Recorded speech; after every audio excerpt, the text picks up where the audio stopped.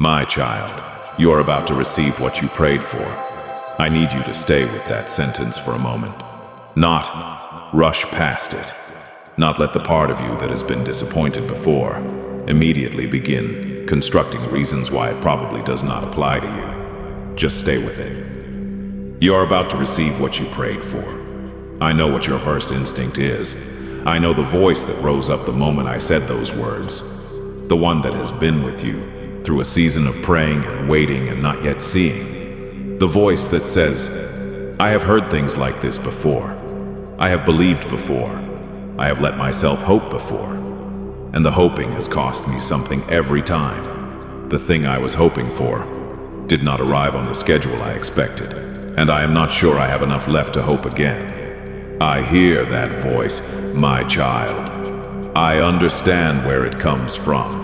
And I am not asking you to pretend it is not there. I am asking you to let me speak into it, to let me offer you something today that is not just another round of hope that might disappoint, but a different kind of hope, a grounded hope. A hope that is not dependent on your ability to sustain it, but on what I am actually doing in your life right now. Because I am doing something, and it is almost finished. I want to tell you what I have been doing while you have been waiting, because the waiting has felt empty. It has felt like nothing is happening, like the prayers have been going somewhere and receiving no response, like you have been faithful in the asking, and I have been silent in the answering. And that silence has been one of the hardest things about this season. Not just the not receiving, but the feeling that the not receiving was accompanied by not hearing, not seeing, not acknowledging. But my child, the silence was not absence. It was never absence. While you have been waiting and wondering and struggling to maintain the hope, I have been working. Consistently, specifically, with full awareness of every prayer you have prayed and full intention to answer each one. Let me tell you what the working has looked like. I have been preparing you. This is the part that is hardest to see from the inside. The ways that the waiting season has been doing something in you that the receiving could not have done. There are things you know now that you did not know when you first started praying. There is a depth in you now that was not there at the beginning. There is a capacity for gratitude, for dependence on me, for recognizing a gift when it arrives rather than taking it for granted. That has been developed in the waiting. The waiting was not empty time. It was formation time, and the formation is reaching completion. The you that is about to receive what you prayed for is a more complete version than the you who first prayed it. The receiving is going to land differently than it would have then. It is going to be received with more gratitude, more wisdom, more capacity to steward it well. The wait produced the version of you that can actually hold what is coming. I have been preparing the answer. Some prayers have simple answers that arrive quickly, and some prayers, the significant ones, the ones that involve other people, in complex circumstances and specific timing, those require more preparation. The answer to your prayer is not just a thing I give, it is a situation I arrange. People who need to be in place need to be in place. Circumstances that need to align need to align. Doors that need to be open need to be open. And all of that takes time, my time, which moves on a different scale than yours, but which is always exactly right. The preparation is nearly complete. What needed to come together is coming together. What needed to be in place is being put in place. The answer that has been in preparation is approaching the moment of its arrival. I have been protecting the answer. My child, not everything that has felt like delay has been delay. Some of what has felt like waiting has been protection. There have been moments in this season where an incomplete version of the answer was available, where something that looked like what you were praying for was present, but that would have ultimately not been what you needed. And I held it back, not to withhold, to protect. Because I could see what you could not see about that version of the answer. And what I could see was that receiving it then would have led somewhere other than where I am taking you. The things that felt like no, or not yet, or missed opportunities. Some of those were me protecting you from receiving something that would have looked right but would not have been. The real answer, the one that is actually going to meet the actual need, that is going to bring the actual fulfillment. That answer is what is coming now. Not the compromise version, not the close, but not quite version, the right one. I want to talk about what you prayed for. I am not going to name it. You already know. But I want to speak to the prayer itself, the one you have been carrying the longest, the one that has been the most persistent, the most recurring, the one you keep bringing back even when bringing it back feels almost embarrassing because you have brought it so many times before. That prayer is not embarrassing to me. Persistent prayer is not annoying to me. I do not look at the person who keeps bringing the same thing back and think, enough already. I look at that persistence and I see faith that refuses to give up. I see a heart that still believes even through the waiting that the answer is coming. I see someone who has not closed the door on hope even when every practical reason suggested they should. That persistent prayer has been heard every single time. Every return to it has registered, and the accumulation of it. All those moments of bringing the same request back, all those times you refused to stop asking, has weight. It has been moving something. It has been part of what has been bringing the answer closer. Keep bringing it. Bring it one more time today. Because the bringing is almost over. The receiving is almost here. I want to speak to what receiving looks like. Because I know there is a version of receiving that you have been picturing. A specific, clear, unmistakable arrival of the thing you have been praying for in exactly the form you imagined it. And I want to speak to that expectation with honesty. Sometimes the answer arrives exactly as imagined, and sometimes it arrives in a form that is different, not lesser but different. Not the packaging you expected, but the contents you needed.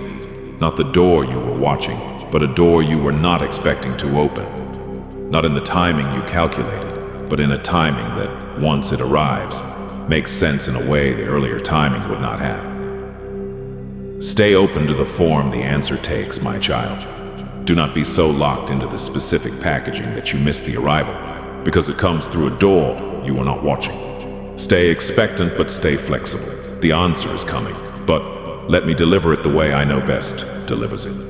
Let me bring it in the way that actually serves you, rather than in the way you have decided it should arrive. I want to talk about what to do with this message, because I know that a message like this can produce two responses, and I want to address both of them. The first response is hope, a rising of something in you that has been pressed down, a reaching toward the possibility that this is true, that the answer really is coming, that the waiting is nearly over. If that is what you are feeling, good. Let it rise. Let the hope come back. It is not naive. It is not wishful thinking. It is responding to something real that I'm telling you today. The second response is self-protection, a pulling back from the hope, because hoping has cost you before.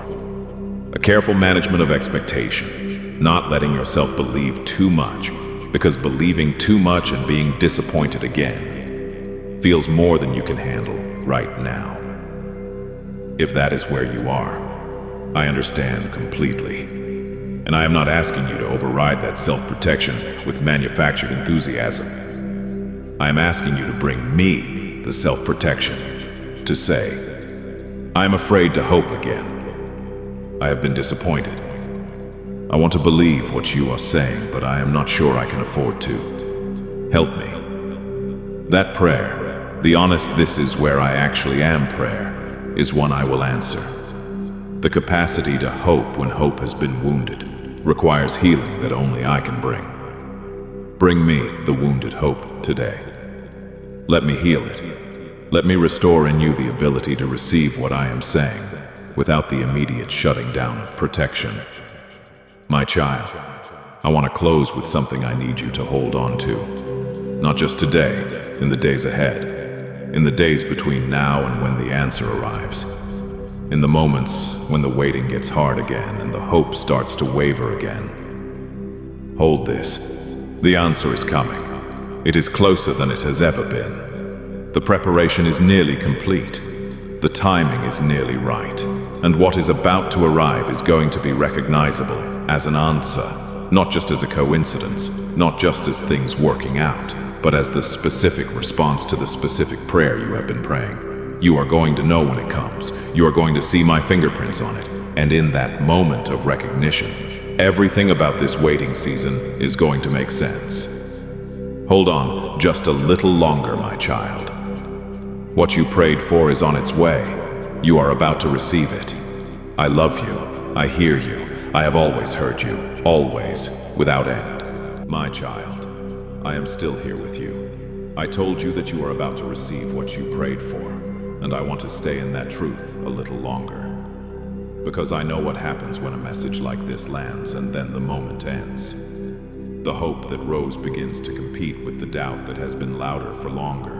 And the doubt, with its longer history and its collection of evidence from the waiting, often wins. I do not want the doubt to win today, so I am staying, speaking a little longer into the hope, building it up a little more before I send you back into the day.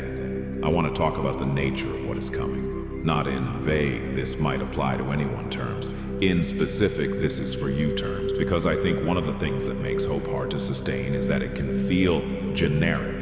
Like the promise of good things is a general spiritual principle that applies to humanity, but not necessarily to your specific situation, your specific prayer, your specific life. I want to make this personal today. What is coming for you is not a generic blessing that could be distributed to anyone. It is the specific answer to your specific prayer, the thing you have been asking for, the particular situation, the particular person, the particular breakthrough, the particular change. That specific thing is what I am speaking to today. Not something like it, not something that addresses a similar need. The thing itself, the answer that fits the prayer you actually prayed. I know what you prayed for. I know the specific words of it and the specific longing behind the words. I know what it would mean for your life if it arrived. I know the specific ways it would change your days, your relationships, your sense of what is possible. I know all of it. And what is coming is going to address all of it. Not partially, not approximately, but actually. Hold on to that specificity, my child. When the doubt comes and tries to make the promise feel general and therefore inapplicable to you, remember that I am speaking specifically to you about your prayer, about the specific thing you have been carrying and asking for.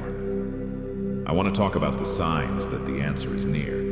Because I think you may have been looking for signs in the wrong places, looking for dramatic indicators, obvious changes, unmistakable evidence that something is shifting, and in the absence of those obvious signs, concluding that nothing is moving. But, my child, the signs that the answer is near are often quiet, often internal, often things you would notice only if you knew to look for them. One sign is the feeling you had when you heard the opening words of this message, the part of you that stirred, that rose up toward the possibility.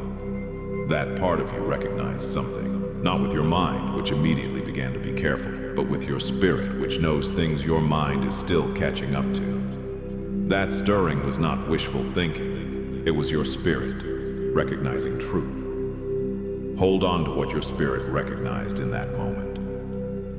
Another sign is that the prayer has been persisting. The things we are meant to receive do not leave our hearts. If the prayer has stayed with you, if it has come back day after day, week after week, season after season, even in the times when you were trying to let go of it and move on, that persistence is not stubbornness or inability to accept reality. It is the prayer staying alive because the answer is real and coming. Prayers that are not meant to be answered fade. Prayers that are meant to be answered persist. Yours has persisted. Another sign is that something in you underneath the doubt and the self-protection still believes. I know it is small.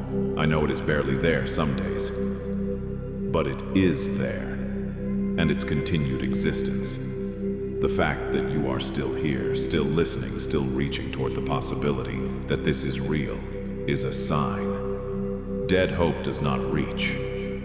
The fact that you reach toward this message, that you are still in this conversation, that something in you is still engaged with the possibility. That is alive hope, small, battered, cautious hope, but alive. Hold on to these signs, my child. They are real. They are pointing toward something real. I want to speak to the people around you, because I think one of the most isolating aspects of a long waiting season is that the people around you often cannot fully understand what you are waiting for, or why it matters so much. They see you going through your days, functioning, showing up, being present, and they do not know that underneath the surface, you are in the middle of a waiting season that is costing you things they cannot see. I see it. I see the full cost of the waiting, the things it has taken from your peace, from your ability to be fully present in other areas of your life, from the energy that the sustained hoping has required. And I want you to know that cost is not invisible to me. It has been registered. It has been factored into what is coming. The answer, when it arrives, is going to carry with it a restoration that addresses not just the original prayer, but the cost of the waiting. The weariness is going to be met with a rest that is proportional to what the waiting required. The answer is not just what you asked for. It is what you asked for, plus the healing of what the waiting did. I want to talk about gratitude, not as a requirement for receiving. The answer is not contingent on your achieving a particular attitude beforehand, but as something I want to plant in you today, Kieran, in anticipation of what is coming. When the answer arrives, and it is coming, I want you to recognize it. I want you to be present enough, expectant enough, spiritually attentive enough to see it for what it is when it lands. Not to take it for granted, not to receive it and immediately move on to the next concern, but to actually stop, to actually register that what you prayed for has arrived, to actually feel the gratitude that the waiting will have made so much more natural than it would have been if the answer had come easily and quickly. The waiting produces gratitude, my child. The person who receives something after a long wait is capable of a depth of appreciation that the person who receives it immediately cannot access. The hardness of the waiting is going to make the receiving something profound, something you carry with you, something that marks you permanently in a good way. Be ready to receive it that way, with full presence, with full recognition, with the gratitude that the waiting has been making possible. I want to speak to what comes after the receiving, because I think sometimes people focus so entirely on receiving the thing they have been waiting for that they have not thought about what the chapter after looks like. And I want to give you a glimpse of it today. The chapter after receiving is not the end of the story. It is a new beginning. The answer to the prayer does not solve everything. Life continues to have complexity and challenge and things that require navigation. But it changes the foundation from which you navigate everything else. It answers something that has been fundamental, something that has been affecting many other things by not yet being in place. And when the fundamental thing is answered, the other things shift. Not all at once, not automatically, but in ways that become clearer over time. The life after receiving is going to be different, more settled in the areas where the not yet receiving has been creating unsettlement, more available for other things in the areas where the waiting has been consuming energy, more open to what comes next in the areas where the waiting had closed things down. And I have things prepared for after the receiving too. The answer to this prayer is not the end of what I have for you. It is the opening of a new chapter in which more of what I have prepared becomes accessible. The receiving creates new capacity, new availability, new opportunity to receive the next things I have been building toward. What is coming is not just the answer to a prayer. It is a door opening into a new season. And the new season has more in it than you have been able to imagine from inside the waiting. Get ready, my child. Not in an anxious, striving, trying to make it happen way, in a quiet, expectant, I know something is coming way, in the way of someone who has been told by someone completely trustworthy that something good is on its way, not frantically preparing, just ready, open, available to receive. I want to close by speaking peace over the time between now and the receiving, because there is still time between this moment and the moment of arrival, and that time can be hard. The knowing that it is coming and not yet having it, that can sometimes be its own particular difficulty, the almost there but not yet there of it. I want to speak peace over that time today, over the days between now and when the answer arrives. May they be days of quiet expectancy rather than anxious watching. May the hope that rose in this moment carry through them, not in a forced, trying to maintain it way, but in a settled, underneath everything way. May you move through the days ahead with the knowledge that what you have been waiting for is in motion, is coming, is going to arrive, and may the arrival, when it comes, be everything you needed it to be. And more, you are about to receive what you prayed for, my child. Hold on just a little longer. It is coming, I promise. I love you, always, without end.